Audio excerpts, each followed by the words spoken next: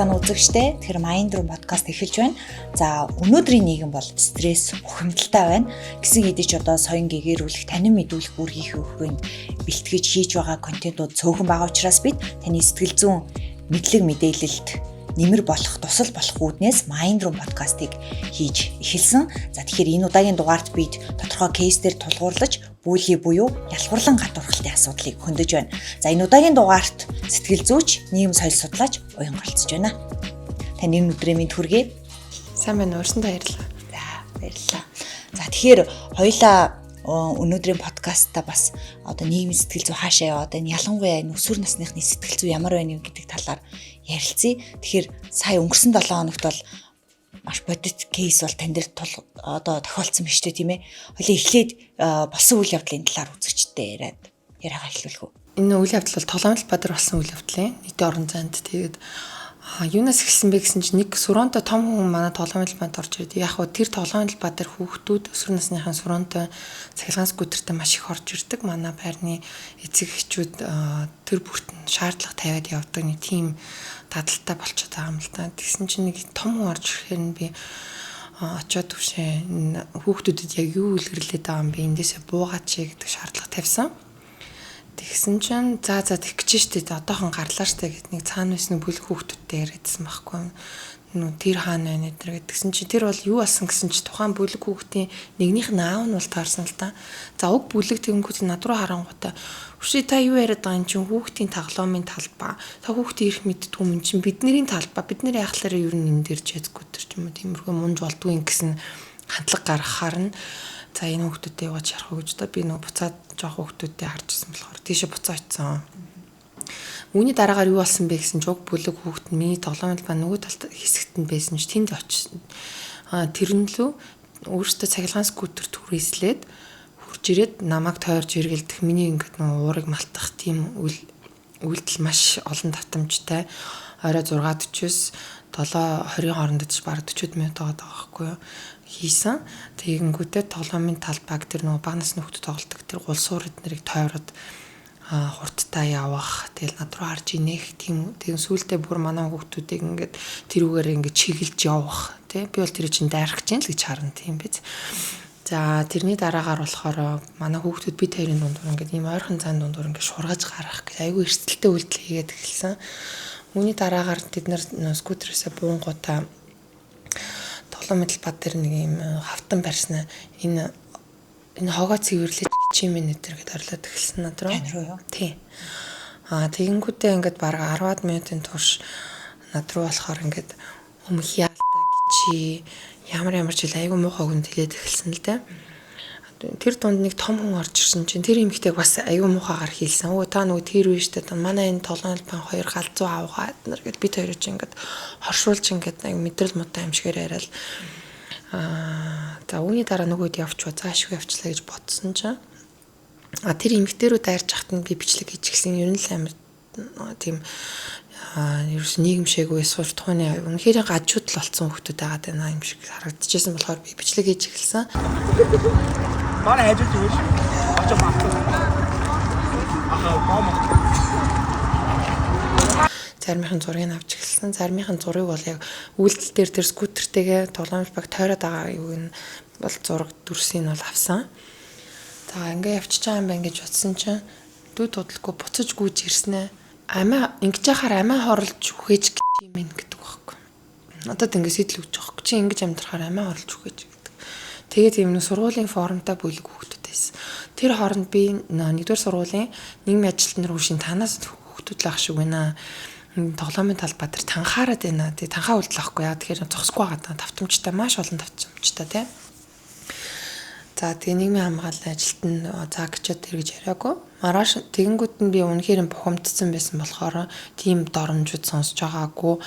Тэгээ дээрэс нь хүүхдүүд ийм муухай эрсдэлтэй байдалд оруулж байгаадаа би угаасаа бухимдсан шүү дээ. Тэгээд энэ дээр арга хэмжээ авах хэрэгтэй юм байна гэж та тухайн хүүхдийн яг ингээд манлайлж тэнэгтэй байгаа хүүхдийг нь тий. Одоо сүргийн манлай тэнэг л аваад байгаа байхгүй юу.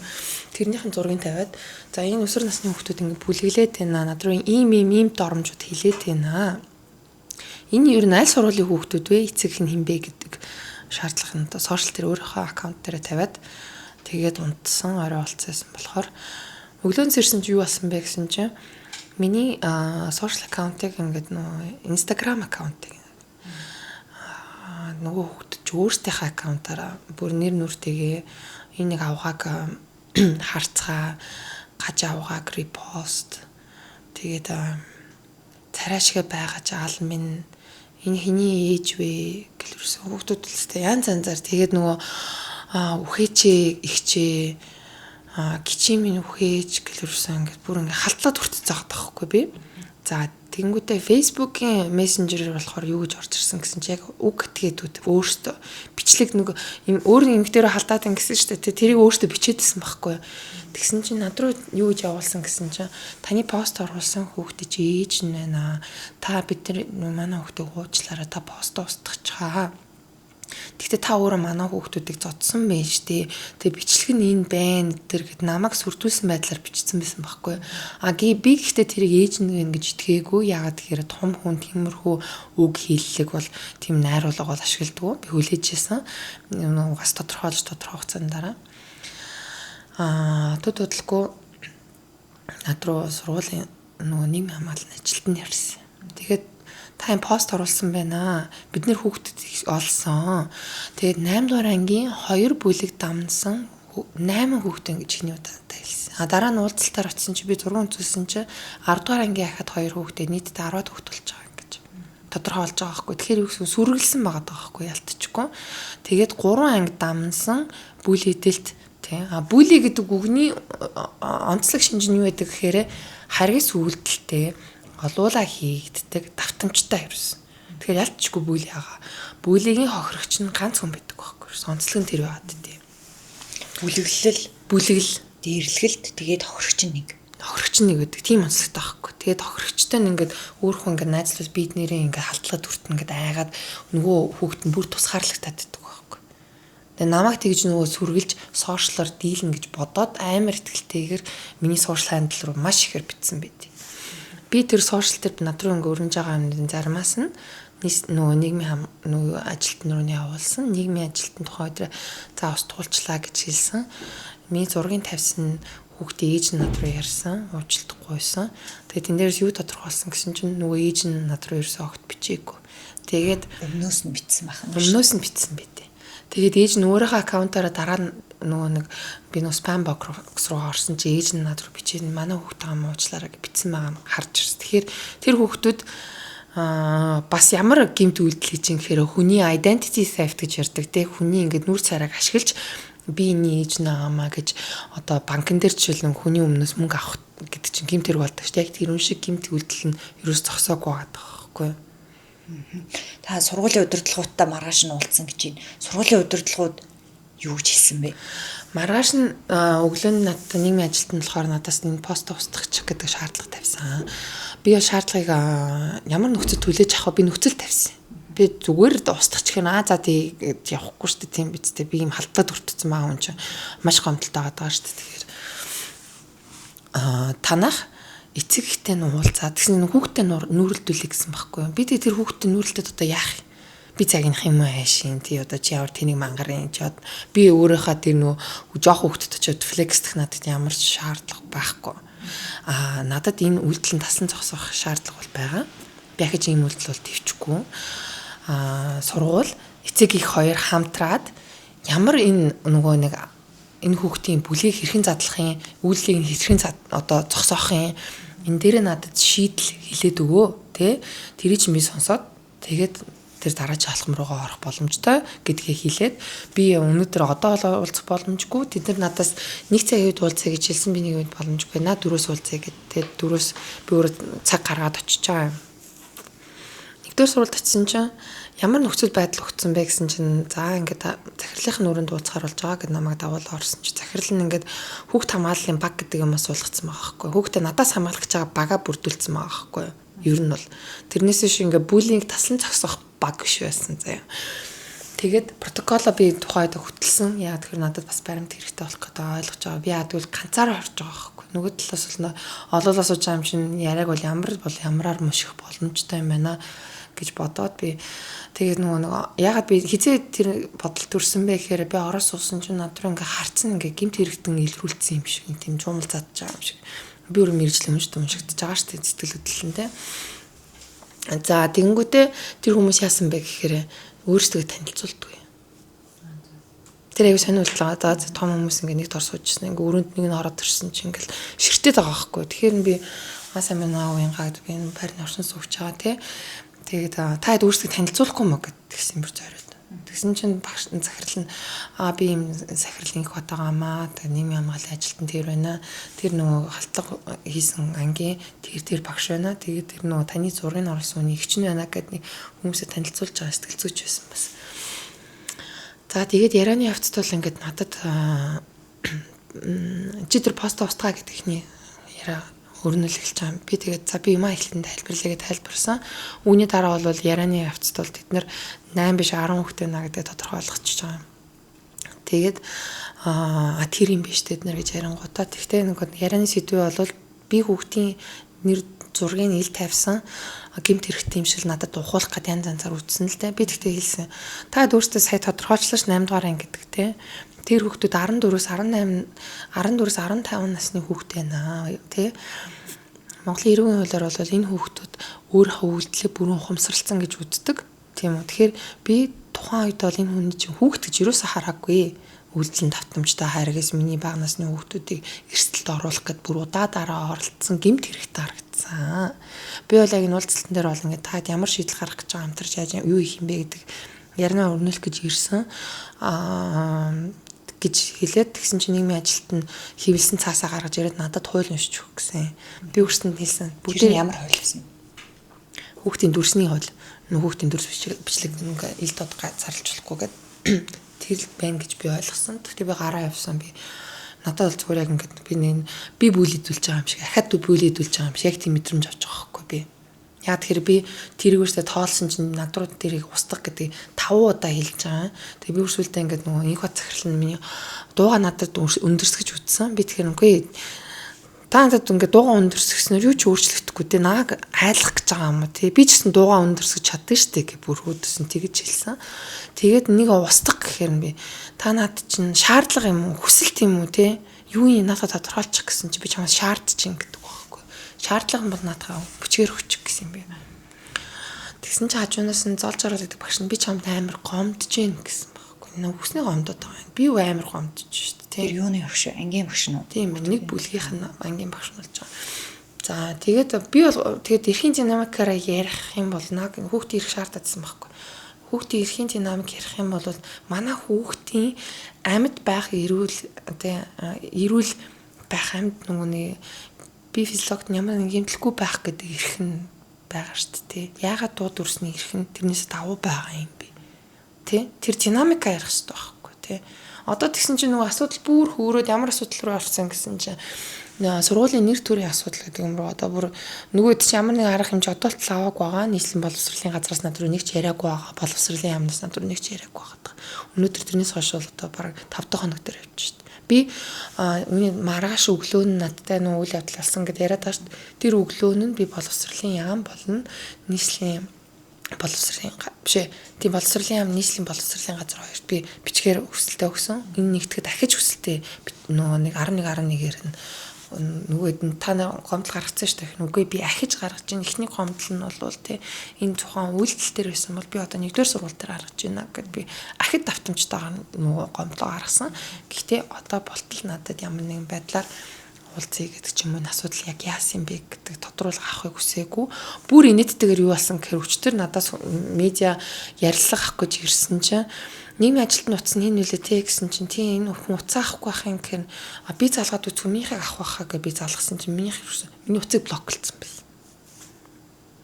Сайн тохиолдол байна тийм ээ. Тий юу гэсэн үг вэ? Гаргалгааг ирлхийлэх хэрэгтэй. Би тий тэгсэн чинь ерөөсөө ингээд намайг блоклцсан байгаа байхгүй. Би тэгээ би бүр өөрөө гайхаж байгаа байхгүй. Яагаад энэ хүмүүс ингээд бүр харьцаа тасалж шít надаас.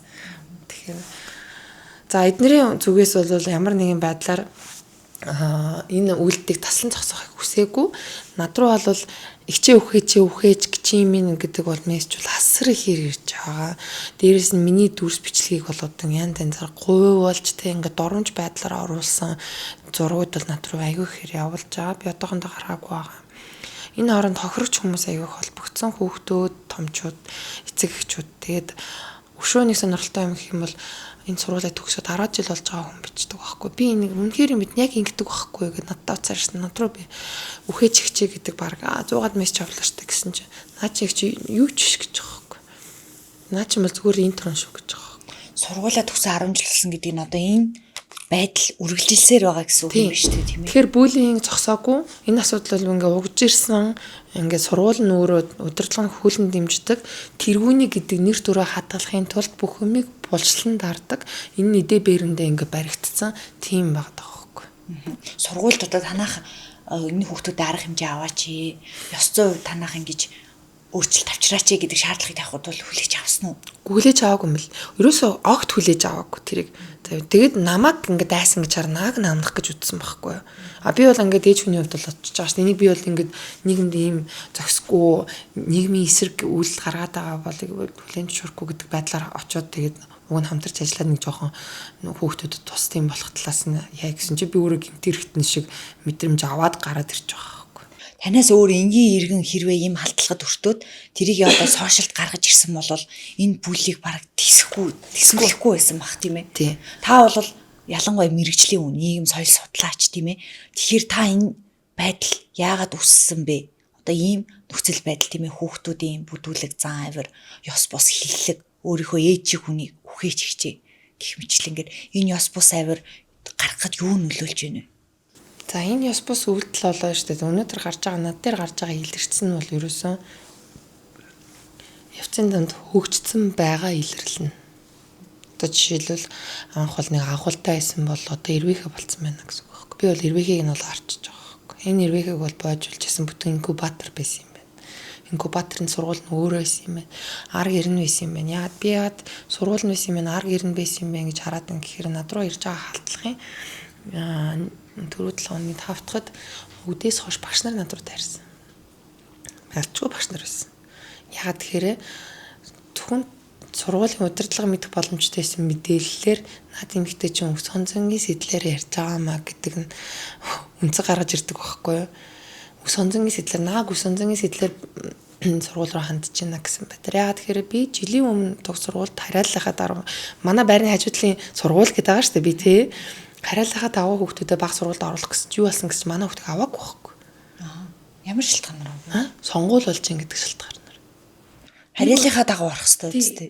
Би бүр гайхацсахгүй манай бага насны хүүхэд нэгдүгээр ангид орох гэж байгаа хүүхдэд сонгуул ямар хамаатай юм бэ? Би энэ байрыг өмчлөөдтэй 10 жил болж байна. Тэгсэн чинь нөгөө нэг бат захирлын болохоор ингээд яг тухайд би уулзчихсан жилийн өмнө тэгээд миний хажууд суучны хорон дарлуу уцснаа. Чи яах гэж энэ хүн тодорхойлт өгöd байгаа гэж үздэг. Короны дараа руугаа гэмт хэрэг үздэг тэр чинь. Айгүй олон баримт шаардаад байгаа гэрчлэгээ өгж байгаа. Хорон тодорхойлт тий шаардж байгаа шүү дээ. Тэгсэн мөртлөө тийм харилцаа болсон юм. Тэгснээ намайг тэд нар юу гэсэн гэр чи нийслэлийн боловсролын газраас энэ хүнийг ав гэдэг бичиг аваад ирээ гэдэг.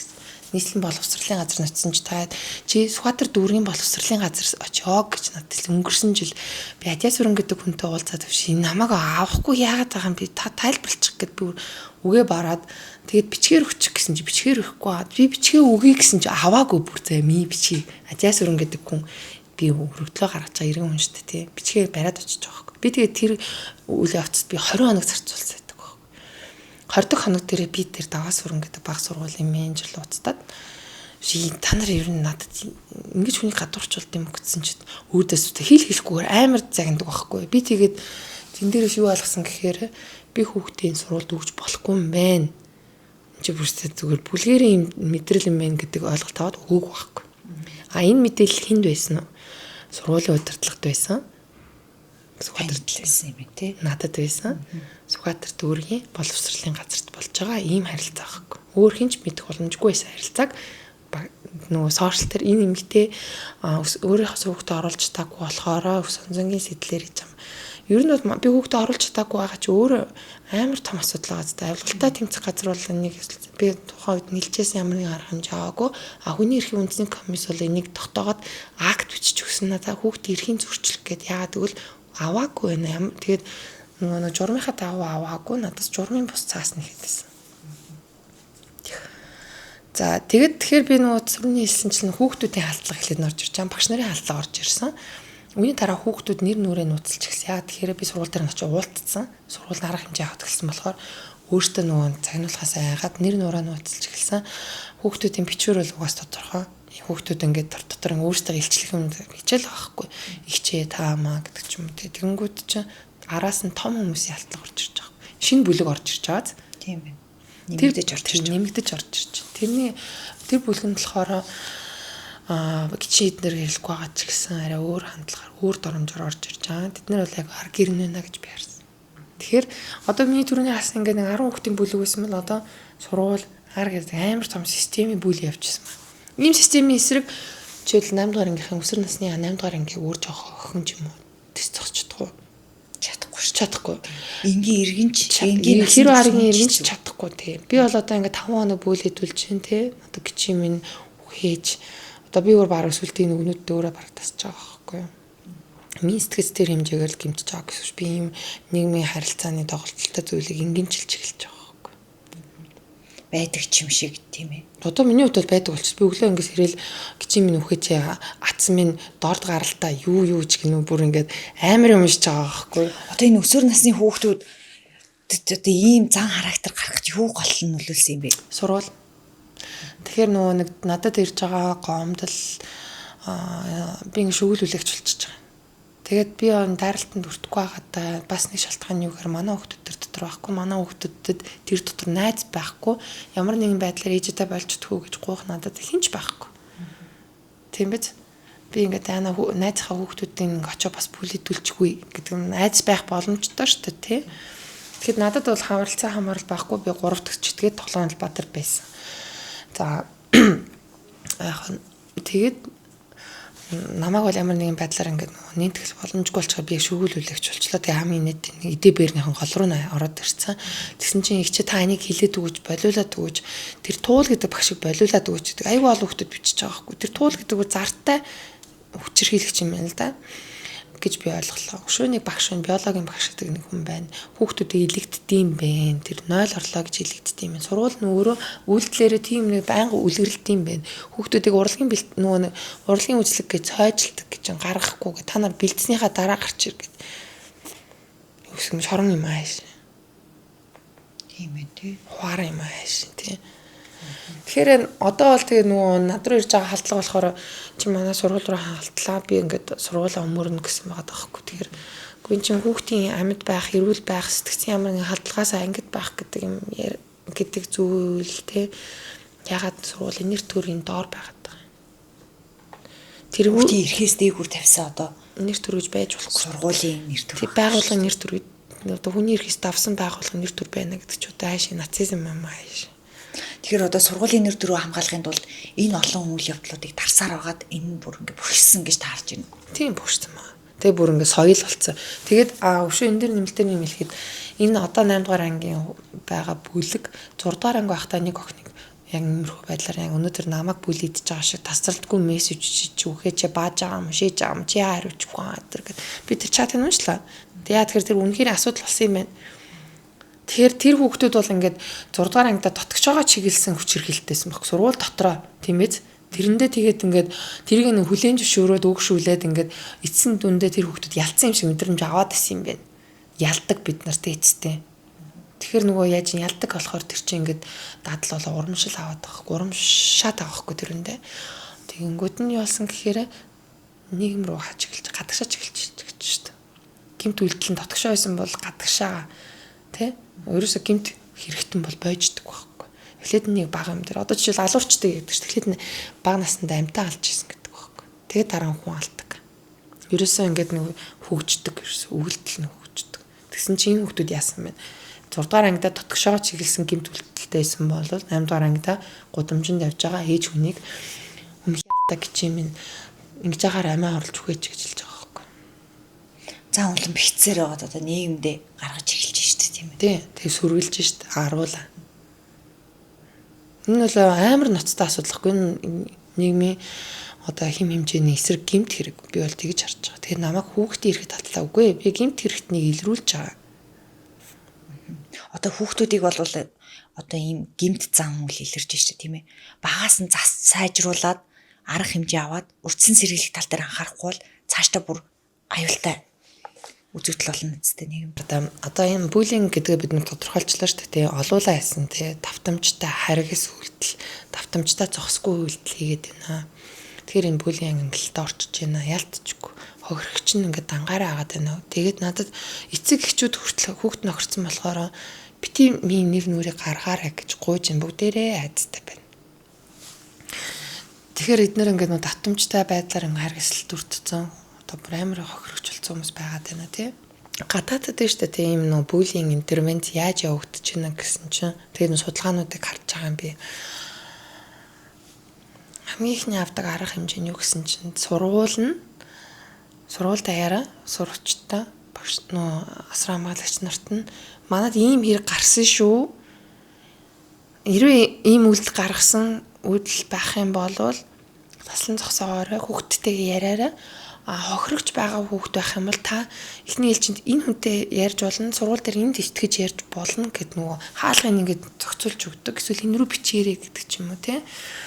Хоёр тэгвэл ажиллагаа нь болохоор дээрээ тэрийг маш яаралтай хийдэг гэж байгаа байхгүй яа тэгэхээр тэр үйлчлэг таслан зогсоох гэдэг шүү дээ. Баг дээр нь зогсоох гэдэг байхгүй. Хоёр дахь хийж байгаа интервенц нь болохоор багш нарт сургалт яаралтай ордог. Яг тэгэхээр тэр багш нарын үйлчлэг зогсоох хэрэгтэй байхгүй. Хэрвээ багш ямар нэгэн байдлаар өөр үйлчлээд байгаа бол зогсоох хэрэгтэй. Хоёрт багш өөрөө асар хамгаалагч нэг төрлийн тийм үү. Тэрнийхээ хувьд тэр хүн сургуулийн орчинд болж байгаа энэ юмыг таслан зогсоох үүрэгтэй болохоор багш нарт нь хурдан сургалт ордог юм байна. Тэгээд гурав дахь байдлаар хохирогчийг тусгаарладаг. Олж тогтоож тусгаарладаг. Би 5 хоногт тохирогч болоход дээ шүү дээ тий. Яасан бэ? Сургууль даяараа мэдгдсэн юм байхгүй. Харин сургуулийн удирдлагатай очиж уулзсан чинь сургуулийн удирдлага нэмээд намайг багш нартайгаа нийлж байгаа бүлээдсэн мэн. Нэмээд арга гэртээгээ бүлээдсэн мэн тий. Боловсролын яам таг дуугаа байна. Нийслэлийн боловсролын газар таг дуугаа байна. Миний халдлага хэвээрээ байгаа. Энэ хүүхдүүд үргэлжлэлээр. Тэгээд энэ хүүхдүүд чинь одоо үхээ чиг юм гэдэг дээр одоо би бараг дасч эхэлж байна. Тий. Ийм хандлага руу орчиж байгаа байхгүй. Тэгэхээр одоо энэ бүлэг гэмт хэрэгтнүүд чинь шин тасалтай болох гэж байна. Бид нар нийгмийг дийлэх юм шиггүй шүү дээ. Тийм. Шинэ урамшрал аваад тий. Арвуулаа ер нь нийгмийг чи алаачих юм биш юу ер нь. Мап бүтэж байгаа юм. Тэрүүний мап юм. Нэгдүгээр мап бол гарч ирэх гэж байгаа юм ааш тий. Нэг тийм л халтгарч. Одоо нэгдүгээр сургуульд бол дарга нарын хүүхдүүд сурдаг гэж ярьдаг тийм ээ. Та бол энгийн иргэн хүүхдээ олж чадаагүй юм байна. Тэгэхээр угаасаа бас энд нөлөөлж гин үү? Одоо дарга нарын хүүхдүүд. Наа чи аюу гоё жишээ шүү заяа. Би хүүхдээ өгөх гээд явж байхад надтай хамт танилцсан нэг эцэг байдیں۔ Тэгээ би өхнөө том бахлах ангид бас том хүүхдээ өгөх гээд. Тэгсэн чинь надтай захирлынхаа өрөөний үүдэнд нэг хүн танилцдаг байхгүй. Нийслэлийн баба дарга. За юу болсон бэ гэсэн чинь нөгөө хүн чинь миний утсыг аваад санилцаа тэгээд би хүүхдээ оруулж таагүй. Нөгөө над руу утснаа. Чи яасан оруулсан уу гэсэн чинь би оруулж таагүй. Таасан манай хүүхд орсон шүү дээ. Дарга болохоор орсон юм шүү. Тийм кейс байгаа. Тийм ээ бүр бодит кейс юм шүү дээ. Бодит кейс. Тэгэхээр завхарсан байгаа дээ. Би дарга биш дээ. Тэр хүн дарга. Тэрний хүүхд орсон. Манай хүүхд ороогүй. Тэгсэн чи бид хоёрын хүүхдэд яг ижил насны нэг ангид орох байсан байхгүй. Давууд ирэхээрээ бол та орох ёстой шүү дээ. Яг гэвэл та оршин суугч. Оршин суугч ариалтай. Тэгтээ би дарга биш. Тэгэхээр яг энэ одоо энэ дарга нарын хүүхдүүд сурдаг гэдэг онцлог нь энэ бүли тийм ээ ёс бус хиллэг бидэрт нөлөөлж гин үү? Бичгэд нөлөөлж гин үү? Багш нар нөөгшүүлт юм байна. Багш нар өөрсдөө дарга хүүхд бол ингийн хүүхдүүдийг ангилт юм байна угаасаа. Тэр комментууд надад ирж байгаа коммент болон чатаар эцэг нэрийн гомдлоор бол тэр аюу тодорхой орж ирж байна. Тэг бүр дотроо ангилт юм биш үү? Ингийн анги, ингийн биш анги. Бас тодорхой. Тий. Тэгээд нөгөө нэг дарга хүүхдүүд бол тусдаа тийм нөгөө нэг урамшуул авдаг. Сайн нэг хохирогч хүүхдийн ээж надтай холбогдсон юм л та. Тэгсэн чи хүүхдийг нь дээрлэхэд байдаг. Тэгээд ганц тэр хүүхдийг нь дээрлэхш бүр ингээд нэг бүлийн хүү байдаг гинэ айгүй алдартай. Яг тухайн 8 дахь ангид нэрийн хэлээд явах. Тэгсэн чинь тэрнийг ингээ сая энэ хавар болсон гинэ тэр кейс. Тэг бүр бүлээтэд 4-5 эцэг нийлж агаад гомдол гаргасан гинэ. Нэгдүгээр сургуульд. Тэр миний тохиолдол анхны биш байгаа тий. Тэгээд тэр хүүхэд дээр гомдол гаргасан чинь эхлээд цаа шийднэ мэднэ өстө тэгж байгаа юм гэсэн таг болцсон гэж байгаа. Тэгснээ буцаад яасан бэ гэсэн чинь булзааруулаад эхэлсэн гэж байна. Тэгээд нөгөө эмэгтэй болохоор бид нэр хайгаад үтсэн чинь тэр хүүхдээ ээж аав нь хурган дарга юм билээ. Тэгсэн чинь манай хэрэг ингээд зогссон шүү дээ гэж байгаа байхгүй. Тэгэхээр сургууль бол урьдчилан сэргийлэх тийм ээ таслан зогсоо гарах хэмжээг бол авахгүй байна гэж энэ жишээнүүд бол харуулж байна. Тэгэхээр сургуулийн одоо энэ байдлыг ямар арга хэмжээ авах ёстой юм бэ? Боловсролын яам хариугүй. Боловсролын яам. Одоо боловсролын яам, нийслэлийн боловсролын газар энэ захирал, энэ менежерүүдээ тий бүгднийг ажлаас нь халах шаардлагатай. Бүр халах шаардлагатай. Одоо ингээд соёл гэж үүдэг те нийгмийн тогтсон хийм хэмжээ соёл. Одоо энэ сургууль бол тийм соёл тогтчихж цогтцсон. Одоо юм байхгүй. Одоо жишээлбэл ингээд нэг хүн би хүчндүүлчлээ гэж очингууд нь за би гэмт хэрэгтнийг олоод ирье гэдэг гэмт хэрэгтнээр нь тий өөр нь гэмт одоо байдлыг засан залруулж байна гэд нөгөө цагдаа нь хурж ирсэн. За та хоёр гэрэлчих яа тэгвэл одоо нэгэн харилцаанд орсон юм чинь гэдэг шиг. Тэр бол ямар ч логик асуудал болно тийм үү? Яг тэр юм шиг. Угаасаа асуудлыг нь хөхүүлэн дэмжиж байгаа сургуулийн удирдлага энэ асуудлыг засна гэж байхгүй. Тэгэхээр та бол одоо үнцээр сольж ээж архин гэж ойлгож байна. Угаасаа байгууллагын соёл нийгмийн сэтгэл зүйн интервенцэд нар ороход тухайн токсик үйлдэлийг хөхүүлэн дэмжиж байгаа гаргаж байгаа нөлөөлөгч бүлгийг тусгаарлаад гаргах шаардлага байдаг. Би бол эндээс бол хүүхдийг сургуулаас нь гаргах гэж хэлж байгаа юм биш. Яагаад тэгэхээр тэр хүүхдүүдэд бас нэг юм юу яагаад засрах боломж байгаа даа. Тэр томчуудад бол байхгүй. Хэрвээ надтай ингэж уулзаад ямар нэгэн байдлаар өөрсдөө ингэж засан залруулахынхаа оронд үгүй ингэж над дээр хүртэл тэр үйлдэлээ гаргаад явж байгаа захирлын хуваат болон тэр менежерүүд бол үнэхээр өөрсөнд нь чадамж нь бас дутаад байна. Чадамж нь бол төө дутаад байна. Тэр талаар ямар ч ойлголт байхгүй. Би одоо ингэ 5 дахь хоног дээр бүлэдүүлээд явж байгаа том хүн биш. Тэг над дээр бол нийгмээрээ харлаа ш тийм жишээг те ийм болоод идэм байна. Энэ эмэгтэй чинь бүр намайг бол таад манай комент моментыг харуул тэгээд бас л хөрхөн л бүлэдэл байгаа л да. Би яхад зүгээр зарим нь устгах байгаа яа тэгэхээр бас тийм амар муухай дормж ингээд доор байх шаардлагагүй л те. Одоо энэ хүүхдүүдийн үйлдэлийг харахаар ингээ үзэн ядмаар байгаа ч гэсэн яг үндэ хүүхд бол цагаан цаас тийм ээ. Одоо нийгмээсээ суралцдаг, нийгмийн тусгал байдаг. Тэгэхээр энэ хүүхдүүд бол одоо нийгмийн тусгал гэж тайлбарлаж болох уу? Болно. Гэхдээ ямар нийгэм гэдэг. Яг тэгэхээр хүүхдээ ч өөрийнхөө байж байгаа тухайн бүлгийнхаа нийгмийн соёлыг авдаг. Нийгэм гэхээр бид нар болохоор 3 сая хүн төсөөлд байхгүй шүү дээ. Бид нар хотын нэг бүлэг тийм үү нэг хороол гэдэг ч юм уу. Одоо жишээл нөгөө хүмүүс чинь ингээл алсагдмал дүүрэг гэж ярьдаг шүү дээ. Тэнд байгаа хотын төвийн жишээл баян дүүрэг гэдэг ч юм уу нэг тийм нэг стратификат яриаддаг байхгүй. Тэр чинь өөр дүүрэг байхгүй. Тухайн дүүргээс авч байгаа мэдээлэл нь өөр. Тэгэхээр яг тэр хүүхд ямар мэдээлэл авч байна гэдэг тэр саяныхтар бол нийгмээсээ гэхээр бид нар бүр томоор нь ойлгох гээд байдаг. Үгүй тухайн сургуулийн орчных нь яг энэ нийгмээсээ нэгдүгээр сургуулийн нийгмээс аваад байгаа. Тэ яг юм нэг кластер аваад байгаа байхгүй. Энийг задлах хэрэгтэй аваад байгаа. Тийм биз? Бид нар өчтөр үзлээ штэ одоо жишээ би өчтөр нөгөө медиа дээр ил гараад ирэхэд хүмүүс тэр яаж хүлээж чинь намайг нийгмээрээ бүлээдэхгүй байгаа гэдэг. Тийм аз? Нийгмээрээ намайг дэмжиж яаж байгаа юм бэ? Яаж байгаа энэ ээж хүнийг гэдэг жишээл миний таслан зогсоох гэдэг үйлдэлийг бол нийгмээрээ дэмжиж байна. Телевиз хурж ирээд надаас яриа авч ийн гэдэг чинь тэр телевизийн ажилчид хүртэл цочртоод байгаа байхгүй. Тийм биз дээ. Тэд нэр бол нийгэм шүү дээ. Тэгэхээр яг нийгмийн хим хэмжээ бол биш. Тухайн кластерын хим хэмжээ болцсон, соёл нь болцсон. Тэгэхээр соёл гэхээр бид нэр заавал бүхэн ижилхнээр ойлгодог биш. Нэг юм жижиг кластерууд өөр сэтгэдэж болдог гэдгийг ойлгох боломжтой. Яг энэ кейс дээр ингээ харах юм л тий. Бас нэг кейс байна л да. Би өглөө уншлаа өнөөдөр сонь дээр гарсан нийтлэл байна. Манай одоо энэ сонгон хайрхан дүүрэгт хүүхд залуучуудын театр гэж чинээр байгуулагдсан та мэдхүү. Тэр ингээд классик Ромео Жюльетта жүжиг тоглож байгаа юм байна. Тэгээд одоо нийслэлийн хэмжээний бүх сургуулиудыг урьжээ. Та нар ингээд ирж үзээ, хүүхдүүдээ ингээд авчирч үзээ гэд бүх сургууль руу урилга явуулсан байна. Тэгсэн чинь зарим одоо өндөр төлбөртэй хувийн сургуулиуд манай эцэг эхчүүд хүүхдээ ийм эрсдэл бүлгийн гэр хорооллоор одоо явахыг зөвшөөрөхгүй гэдэг хариу өгсөн. Тэгэхээр энэ бас нэг юм нийгмийн давхрах хүсэж идэв нү бидэнд. Одоо ингээд өндөр төлбөртэй сургуулиуд бас одоо энэ нэгдүгээр сургууль шиг дарга нарын хүүхд сурдаг сургууль. Тэгээ энгийн сургуулиуд гэж байна. Тэрийгэ хүртэл жүжиг үзэхтэй хүртэл энэ хандлага гаргасан юм жишээ байна л да. Энд дээр та нийгмийн давхраг үүсэж байна. Энд дээр та одоо судлаач хүний хувьд шууд ялгуурлал шүү дээ. Шууд ялгуурлал. Одоо жишээ нэгдүгээр сургуулийн орчин дотор шууд ялгуурлал байгаа байхгүй даргын хүүхд болон даргын биш хүүхд гэдэг шиг саяхан бол ингээд дүүргээр талцж шүү дээ.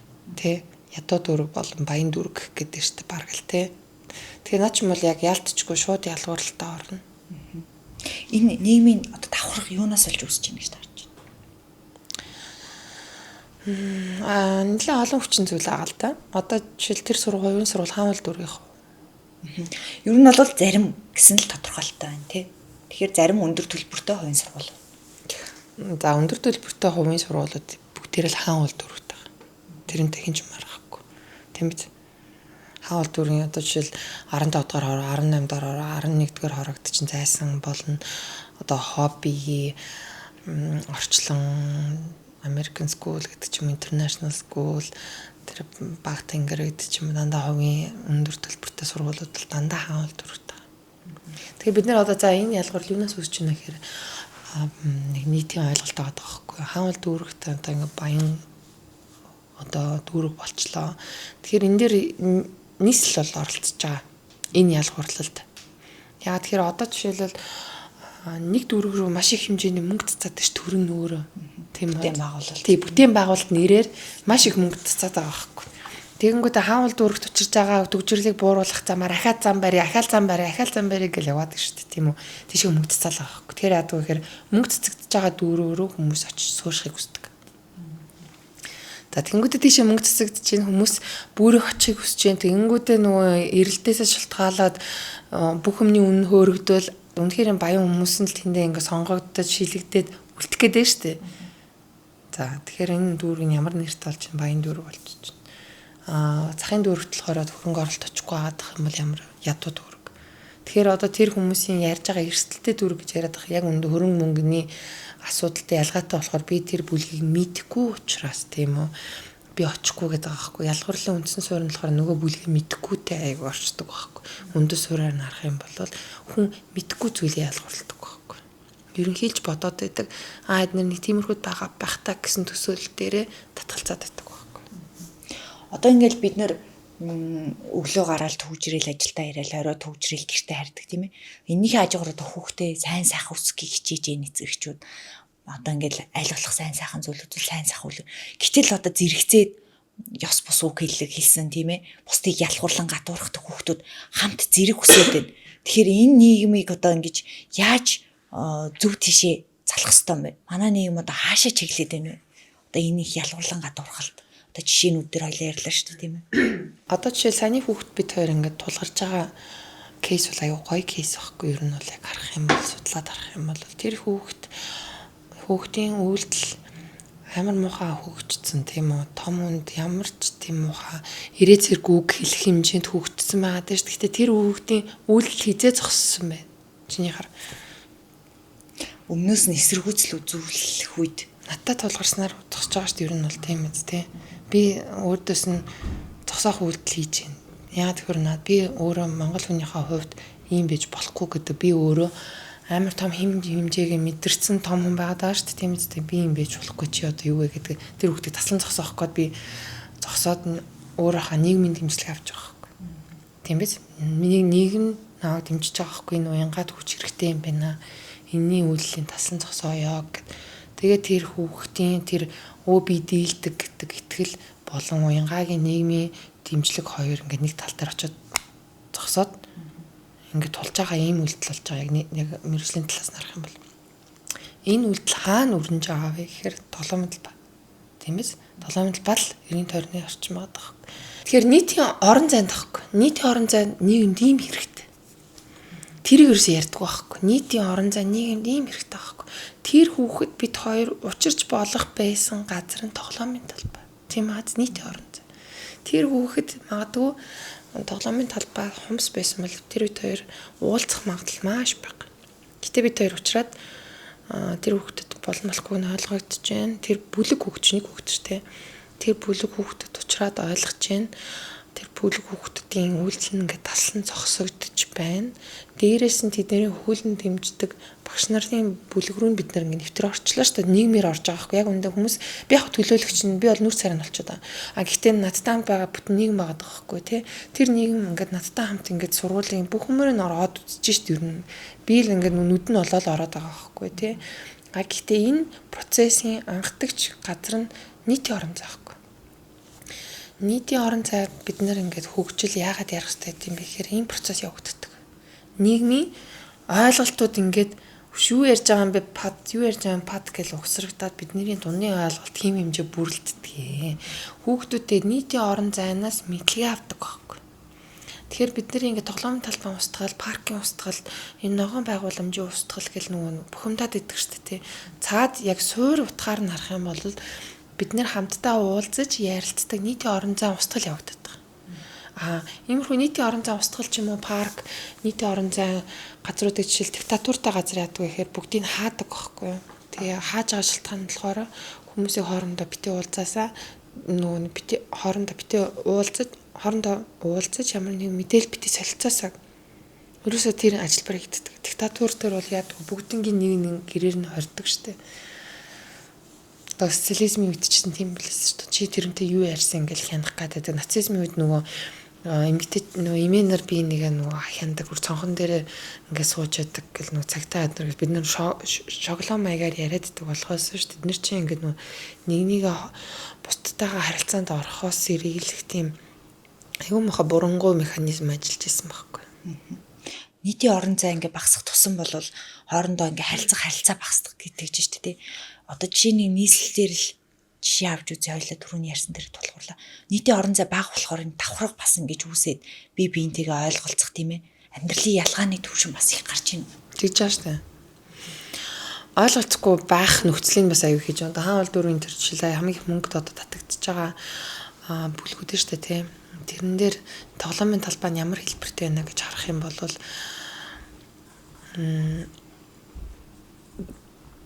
тоглоомын талбаанууд нь бүгд хашаатай. Чиптэй. Тоглоомын талбаанаас гарахтаа чиптэй. Тиймэрхүү байдлаар орж байгаа байхгүй. Гэр оролт бол тоглоомын талбай маш хомс. 4 жилийн өмнө нэг 5 хүүхэд тоглоомын талбай хайж явж байгаа цэцэрлэгт хүрээлэнд бас юм намагт унаад тусалсан бас хэрэг гарч ирсэн шүү дээ.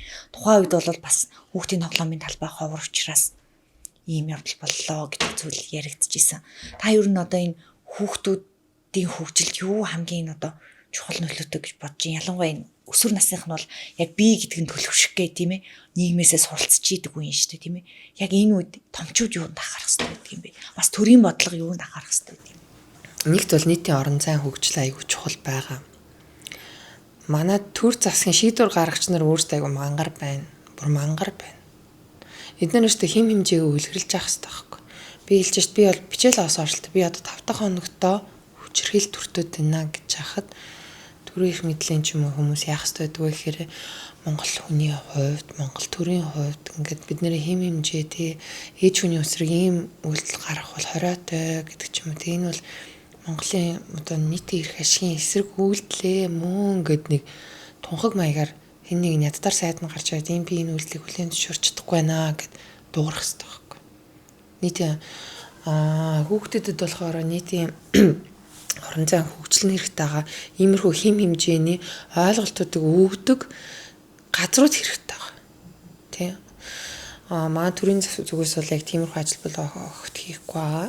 Тэгээ төрийн өндөр албан тушаалтнуудын өөрсдийнх нь яриа бол одоо сүүлийн үед айгүй яг одоо яг энэ парламент дээр жишээлбэл нэг ноцтой нэг хүн байгаа шүү дээ. Хэл яриа нь бол үнэхээр гүцэхгүй байна. Энэ хүн бийж болж байгаа юм уу гэдэг. Тэр хүн чинь enabler гэдэг ярьдаг шүү дээ. Нөгөө тийм нөхцөл байдлыг хүүлэн дэмжиж байгаа байхгүй. Яа тэгэхээр төрийн өндөр албан тушаал дээр байгаа хүн бусдаа юу үлгэрлээд байгаа юм бэ ерөөс. Одоо тэгээ нийгмээрээ тэр хүнийг буулгах уу яах уу гэдэг ч юм уу тийм хэмжээр орж эхэлж байна. Тэр бол айгүй зөв механизм байхгүй. Ягаад тэгэхээр нийгэм өөрөө тэрийг хүлээн зөвшөөрөхгүй гэдэг хэлээд байгаа байхгүй. Бид нэр энийг хүлээн зөвшөөрөхгүй болохоор энийг одоо 9 хооронд нүг энийг татан буулгах тэгээ энийг болиул гэж хэлээд байгаа байхгүй. Тэгэхээр нөгөө талаас харах юм бол манай нийгэм эвдэрсэн үү гэхээр биш. Манай нийгэм айгүй гоё эрүүл ажиллаад байгаа. Зас гэж хичээгээд байгаа. засах эрх мэдэл нь болохоор төр авчаад байдаг. Одоо нийслэлийн боловсролын газар боловсролын аймагт ч юм уу эрх мэдлийг өөр дээр авчаад байна шүү дээ. Тийм. Би одоо очиад үгүй би засъя гэхээр үгүй бидний эрх мэдэл нь авцсан байгаа даа гэж шүү дээ. Тэгэхээр эдгээр ажиллаа хийж байгаа байхгүй. Тэг яг одоо ингээд болж байгаа процессуудыг харахаар нийгэм бол айгүй юм эрүүл сэтгэлгээтэй тийм ээ. Яг таны хэлдгээр тэр бүлэг бол биш. Нийгмийн хувьд авч үзэх юм бол эрүүл сэтгэлгээтэй. Шүүлүүлээс үнэ дэмждэг энийгээ болооч гэгээд одоо нэг огцрог амархан чагсаал гарч ирэхэд бас нийгмэрээ одоо дэмжсэн гэдэг шиг нийгэм бол ингээд яг урууд болоод шүүмжлэлтэй байгаа. Гингүүд хим хэмжээгээ тогтоох байгууллагууд нь яг ингээд ажиллаа хийхгүй болохоор хүмүүсийн урам хугараад улмал одоо тэндээ ухамдаад стресстэй ингээд итгэл алдаад байгаа. Бид нэр одоо ингээд өдөр шөнө бидлж ямар ихтэй тийм. Тэр бид нарыг ингэж тэгэж нөгөө нэг стресстүүлж одоо итгэлийг алгах ямар одоо өгөөжтэй ямар ч хэрэггүй байхгүй. Уг нь бол төр нийгэм одоо иргэд хоёр ингээд аюу гай хоршоод явах юм бид аюу хурдтай өгч бүрэн боломжтой нийгэм байхгүй. Тэгээ нийгэмдэр очиод нэг ингээд нөгөө ажиллаа хийгээч гэж хэлэх хүртлээ одоо нэг тэр ажиллаа хий гэдэг чагсаал болч дууссан сүултээ тий тэр нөгөө мушгилт нь ажиллаа хий болцсон тий тэр төр засагт ажиллаа хий гэж хэлэх хүртэл тий тэгээд хийнэгдэж болт юм. Одоо энэ төр засаг өөрсдийнхөө хариуцлагыг хүлээгээ тийм ээ энэ ажиллаа хийх юм бол манай нийгэм бол урагшлах боломжтой гэж та хэлж байна. Одоо тэгэхээр одоо үзэж байгаа одоо төрийн эрх барьж байгаа хүмүүс ч юм уу тий бас нэг төрийн алба гарч байгаа хүмүүс байвал та ямар нэгэн байдлаар зөвлөгөө өгч судлаач яв тийм ээ. Та нар одоо ингэж ажиллах юм бол одоо тогтсон хим хэмжээ чинь арай хурд ажиллах юм шүү. Айгу удаан байдаг тийм манай төрийн ажил. Энд дэр нэг юм хэлмээр дээ. Төрийн шийдвэр гаргах эрх мэдэлд байгаа хүний потенциал гэж айгуу чухал юм байна л да. Одоо тухайн шийдвэр гаргах албан тушаал маань айгүй гоё потенциалтай албан тушаал байгаа байхгүй. Үнэхээр нийгмийг айгүй хурдтай өөрчлөх боломжтой тийм гоё эрх мэдлийн ингээд нөгөө эрх мэдлийг нөгөөнд натгуулдаг. Нөгөө атгах байгаа хүнийх нь потенциал нэмжчих юм байгаа байхгүй. Тэр гоё юмны ингээд нөгөө тэр гоё эрх мэдлийг ашиглаад нийгэмд хэрэгтэй юм хийх одоо потенциал нь нэг төрөхгүй байна. Хоёрт явцсан эрх ашиг аягүй байна. Тэ? Одоо жишээл надад ямар эрх ашиг байгаа юм бэ гэдэг харах юм бол тэгэл тэр албан тушаалын тэр гоё өөрчлөлт авчирч болох шийдвэр гаргалтын эрх мэдэл нөгчөөд гэж тэгэхэд надад ямар ашигтай юм бэ гэж хараад эхлэх юм бол тэгэл тэрнээс хойш бүхэн бодоолоод байгаа байхгүй. Тэгэхээр нөгөө нөлөөлөл дандаа дээрээс доош явагддаг байхгүй. Дандаа дээрээс доош нөлөөлөл. Тэр хүүхдүүд бол намайг бүлийдэх гээд байгаа болохоос биш надад нөлөөлж чадахгүй байхгүй юу? Тийм биз би яа тэгэхээр насны хувьд хамаагүй дээр би хамаагүй одоож боловсрцсан тийм үү? Би хамаагүй олон жилийн амьдрсан туршлагатай миний тархины хөгжил хамаагүй өөр төвшөнд явж байгаа тэр хүүхдүүдийг бодох. Тэгэхээр нөлөөлөл яаж явж гин? Дээрээс доош хагаад уучлаарай минь дүү. Тэ чи наа ингэж болохгүй гэдгээ би нэг удаа хэллээ. Ойлгохгүй бол окей би тэгвэл нийгмийнхаа дэмжлэг аваад ирье. Пад гингүүт нөгөө хүүхд яаж гин? Одоо л дуугаалцсан. Тэгэхээр яг динамика талаас харах юм бол яг тийм л байгаа. Нөлөөлөл дээрээс явагддаг эрх мэдлээ хатгацсан байгаа хүмүүс өөрсдийнхөө потенциал ч хүрхгүй байгаа юм бол зүгээр албан тушаалаа чөлөөлөлд харж өгнө өгчөөч тийм биз дээ. Тэгээ магадгүй ингэж явсаар хагаад нэг гайгүй потенциал дүн гараал ирнэ шүү дээ тийм биз дээ. Хоёлоо одоо гаргалгааны талаар ярив. Одоо хүүхдүүдийн одоо энэ ёс бус үг үйлдэл хийхэд бол бүлэг нь нөлөөлж ийн гэдэг чинь. Тэгэхээр хэдүүлээ одоо энэ бүлгийг ямар төвшөнд авч явбал зөвхөх юм бэ? Яавал одоо хүүхдүүдээ зөв төлөвшөлтэй болгох юм бэ? Эхний ээлжинд бол энэ бүлгийг задлах хэрэгтэй дээ. Задлах хэрэгтэй, эрх мэдлийг нь задлах хэрэгтэй байхгүй. Тэгээд түрүүний би нэг ярьсан шүү дээ. Хийдэд алхам байдаг. Эхний ээлжинд бол энэ бүлгийг задлахын тулд орчин тийм байх хэрэгтэй байхгүй. Тэгэхээр сургууль даяар нь энэ үйлдэл гарсан байна. Гэхдээ яг тэр бүлэг гэж нэр зогт албагүй. Одоо жишээл ингээд Толгойнолбаа дээр нэг ээжиг ингээд яс бусаар хэлсэн үйлдэл гарсан байна. Манай сургуулийн сурагчдын зүгээс сургууль даяар нь бүх хүүхдэд мэдэгдэх шаардлагатай. Эцэг эхчүүдэд нь мэдэгдэх шаардлагатай. Тэгээ энэ бол манай сургууль дэмжихгүй байгаа шүү. Яагаад гэвэл энэ манай сургуулийн заадаг хэм хэмжээ биш шүү гэж тунхаглах хэрэгтэй байсан. Хоёрт уг бүлгийг задлах хэрэгтэй байсан. Яах вэ гэхээр чи тэрнтэй бити найзлаа гэдэг ч юм уу тэр найз нөхөрлөлийг нь эцэг эхт нь хэлээд багш нар нь бас давхар хоёр талаас нь байнга давтамжтай хийх хэрэгтэй байхгүй. Чи тэрүүнтэй бити найзал та нар нийлэхээр бити юм үйлдэл гарга. Тийм үү? Тэгэхээр бүлгийн задраад эхэлнэ. Бүлгийн задлтсны дараа бол энэ давтамж гарах болж байгаа байхгүй. Ерөөсөө үндсэн ажилбарт бол угаас тийм байдаг. Эргээд нөгөө талтаа хохирогчийн талд гарах хэрэгтэй байхгүй. Уг нь бол тий. Тэр сургууль хохирогчийн талд гараад яна одоо миний дүү уучлаарай тийм болцсон байна. Ээж аваас нууцлахгүйгээд бид нэр ингээд энийг таслан зогсоохын тулд ийм алхам хийжлээ. Энэ бүлгийг ингээд задлаа. Ахиж ийм хохирогч гарсан юм байна маа. Энэ бол бидний алдаа. Тийм болохоор бид нэр ахиж ийм үйл гаргуулахгүй тулд ингээд давтамжтай ийм сургалт орно. Энэ мэдээллийг тий ингээд сандаг болтол нь бүр ингээд толгоонд нь нутагшдал нь ингээд олон давтамжтай хийлнэ гэдгээ уг нь яг бодлогын түвшинд тодорхойлох хэрэгтэй байсан. Дааж тийм болсонгүй. Эцэг эхчүүд юун дээр анхаарах хэрэгтэй вэ? Одоо жишээ нь ингээд танд ирсэн бүлийнүүд дээр тэг үхэж гिचээ. Одоо амиа хорлооч гэсэн лөө тоглоомын талбай дээр. Тэгэхээр одоо яг энэ ёс бус үг хэлж байгаа хүүхдээ цаг гаргах хэрэгтэй юу? Анхаарал хандуулах хэрэгтэй юу? Одоо аав ээж нь анзаараагүй ч гэж бас магадгүй шүү дээ. Тийм хүүхэд нь одоо тэр бүлгийн түвшинд тийм бүлий хийдэг болцсныг. Тэр эцэг эхчүүд юунд анхаарвал зөв гэж та бас эцэг эхийн хувьд харж байна. Энэ хүүхдүүдийн харилцаа энэ яг бүлийдэлд хаана өрнөж байгаа юм бэ гэдэг бид нар бас аягүй тодорхойлох хэрэгтэй болж байна. Захим орчин байхгүй гар утсан дотор. Тийм үү? Энэ хүүхдийн контакт нь ер дандаа сошиал медиа над руу хандж байгаа. Тэгвэл энүүгээр авах. Энүүгээр л дамжиж байгаа. Энэ гар утсан өөрөө ямар нэг ингээд функцтэй юм бэ гэдэг бид нар бас ойлгох хэрэгтэй байдаг. Энэ бол ингээд зөөрийн нийгэм байхгүй. Энийг нийгэм гэж харааддаг. Тэнгүүд ээж автаа харцгүй уцаа ширтээд нэг хүмүүс гомдлоод ддаг тий. Уцын үлдээгээд хамт ойроо очиод хамт ой модон талхалтай. Эсвэл уул руу алхалтай. Эсвэл паркаар нэг жоохон хамт талхалтай. Тэгэхээр чи нөгөө юм яриад байх албагүй. Тэгтээ хамт ингэ цагийг өнгөрөх тусам нөгөө хүн чи ингэ жоохон баагаар нэгдээд харилцаа чи ингэ зүгширдэг. Эцэг эхчүүд болохоор нэг гар цогчод нөгөөдгөө сатаараад ингээд нөгөө тэрүүнд нь урамшаад байдаг өөртөө. Тийм биз? Нөгөө хүүхд нь болохоор энэ зөөрийн нийгэмд болж байгаа юм нийгэм юм байна гэж төсөөлдөг. Өсвөр насныхан болохоор өөрийнхөө тэр бүлийн орчин дотроо нийгэм юм байна гэж төсөөлж байгаа байхгүй. Тийм аа. Тэгээд энүүгээрээ дамжуулаад энэ юмхтайг намжуулна гэж боддог байхгүй. Тэгэхээр тэр хүүхдийн нийгмийн төсөөлөл нь айгүй өөр болчиход байгаа байхгүй. Тэр бол гажуудал бүр сэтгцийн гажуудал хэмжээнд нийгмийн сэтгэл зүйн талаас нь харах юм бол хүний эртээ ингээд өөрийгөө бодох, бусдыгаа бодох ингээд зохистой харилцаа байх хэрэгтэй байдаг байхгүй. Тэр хүүхдийн хувьд л зохистой харилцаа мөр үнэхээр алдагдсан.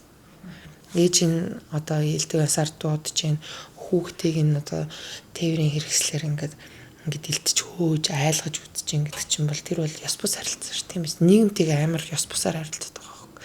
Тэгээ тэрийг нь дэмждэг бүтэн бүлэг ард нь ингээд зогсоод урамшаад байгаа. Тэгэхээр тэр бүлгийн харилцаа хаана явагдаад нэхэр магадгүй энэ гар утсаараа хоорондоо маш их харилцдаг. Энэ бол нийгэм байна гэсэн төсөөлөлтэй байгаа байхгүй. Тэгэхээр эцэг эхчүүд энэ дээр ямар арга хэмжээ авах боломжтой гэхээр хүүхдүүдийн гар утсны хэрэглээг нь хяна багсах, дэлгэцийг багсах.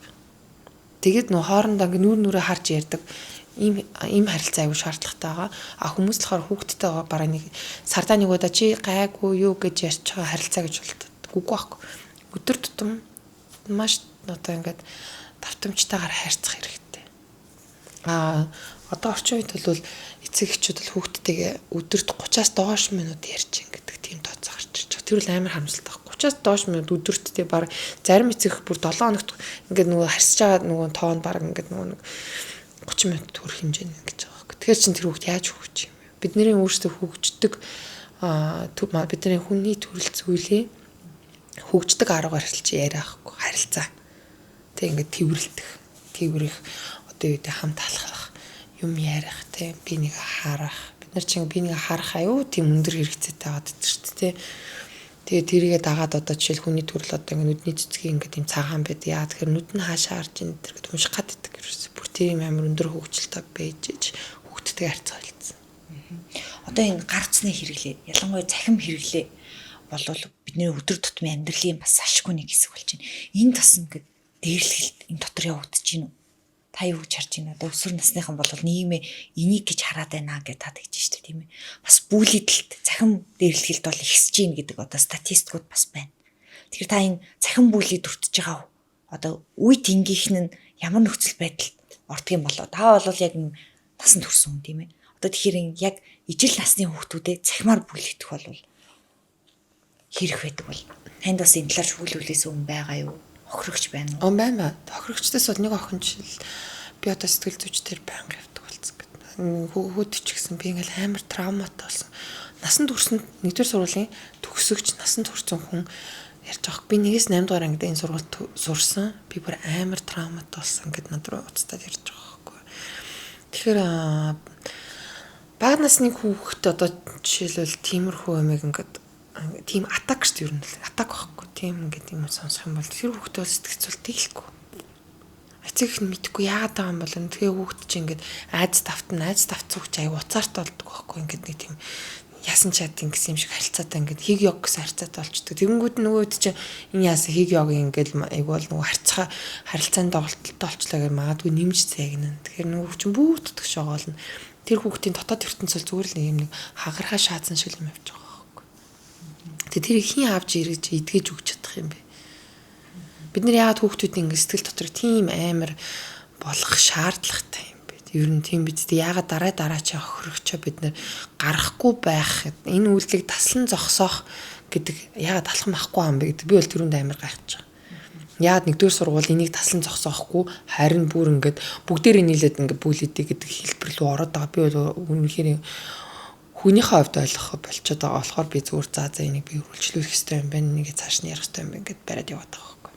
Таны сэтгэл санаа ямар байна? Одоо ингээд 5 хоног бүлэдэл өртлөө. Дээрээс нь яаж одоо өөрийгөө энийг даван туулахын тулд өөрийгөө яаж одоо бүршилж байна? Мэдээч хэрэг бол эхний өдрөө ялангуяа би аяг стресстэй. Би тэр өдрөө би стрессчээр ингээд унтчих тохиолддог байхгүй. Тэгээд сэтгэл зүйн хувьд бол надад бол асар их сэтгэл зүйн хөдөлмөр шаардж байгаа. Би нэр бүр сэтгэл зүйн хөдөлмөр гэж хэлж яа. Тэгэхээр би ийм болж байгаа юм биш үү гэдэг зүйлийг нийтэд дэлгэд тавихын тулд би энэ бүх мэдээллийг би уншиж байгаа, би шингээж байгаа, би фильтрдэж байгаа. Тэгээд ингээд нөгөө асар их сэтгэл хөдлөл байгаа штэ ингээд гомдож байгаа, ууралж байгаа, бухимдж байгаа. Тэрий чинь би өөр дээр хүлээж аваад би сэтгэл зүйчийн хувьд бол ингээд фильтрдээд тэгээд ингээд ийм болсон юм биш тэгээд энэ дотроос ингээд фактуудыг гаргаж өгнө гэдэг чинь бол миний хувьд бол хөдөлмөр хийгээд байгаа. Сэтгэл зүйн хөдөлмөр хийгээд байгаа байхгүй. Энэ бол надад бол асар их ачаалттай байгаа.